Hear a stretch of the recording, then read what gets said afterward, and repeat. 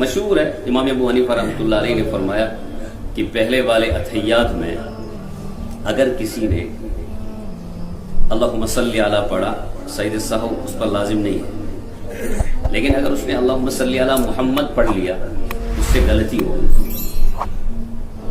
آخر میں سجدہ سہو لازم ہوگا، اس وقت تک نماز مکمل نہیں ہوگی جب تک کہ یہ سجدہ سہو سے اپنی نماز کو مکمل۔ آپ کیا سمجھتے ہیں درود پڑھنا کوئی غلطی ہے؟ اس شخص نے پہلے اتحیات میں تشہد کے بعد اللہم صلی علی محمد پڑھ لیا ہے نا، اس نے کون سا غلط جملہ استعمال کیا، اس نے حضور پر درود بھیجا ہے، اسی کو ابو حنیفہ کہتے ہیں اس سے کیا ہو گئی؟ غلطی ہو گئی۔ اور یہ اسی غلطی ہے درود پڑھنا اس وقت اس موقع پر کہ یہ اس وقت تک نماز کو بھی مکمل نہیں کر سکتا، اس کے فرائض ہی مکمل نہیں ہوں گے جب تک کہ اخیر میں سجدہ سہو سے یہ نماز کو مکمل نہیں کرے گا۔ ایک کتاب آتی ہے کمالات ابی حنیفہ، اس میں امام ابو حنیفہ رحمۃ اللہ علیہ کے متعلق آتا ہے، چونکہ انہوں نے یہ مسئلہ بیان کیا تھا تو اللہ کے رسول خواب میں تشریف لائے، خواب میں اللہ کے رسول علیہ السلام تشریف لائے اور فرمایا ابو حنیفہ تم نے یہ کہہ دیا ہے کہ پہلے اتحیات میں جو مجھ پر درود پڑے اس نے غلطی کی اور اس کی نماز ہی مکمل نہیں ہوگی۔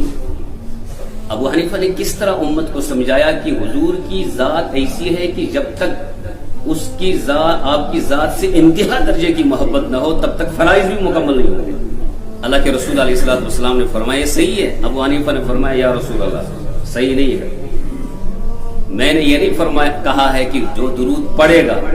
اس پر سجدہ سہو لازم ہوگا، میں نے یہ کہا ہے کہ جو درود آپ کی ذات پر غفلت میں اور بھول کر پڑھے گا اس سے غلطی ہو گئی ہے،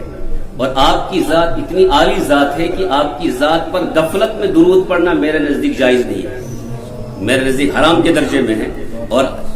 جو انسان پہلے اتحیات میں درود پڑھتا ہے وہ غفلت میں پڑھتا ہے، کیونکہ اس کے ذہن میں ہوتا ہے تیسری رکعت کے لیے اٹھنا ہے، تو پہلے والے اتحیات میں جو درود پڑھتا ہے کیا اس کو ہوش ہوتا ہے؟ وہ بھول کر پڑھتا ہے، اس کو یاد ہی نہیں ہوتا۔ فرمایا کہ درود کے لیے تو پہلے سے تیاری ہونی چاہیے،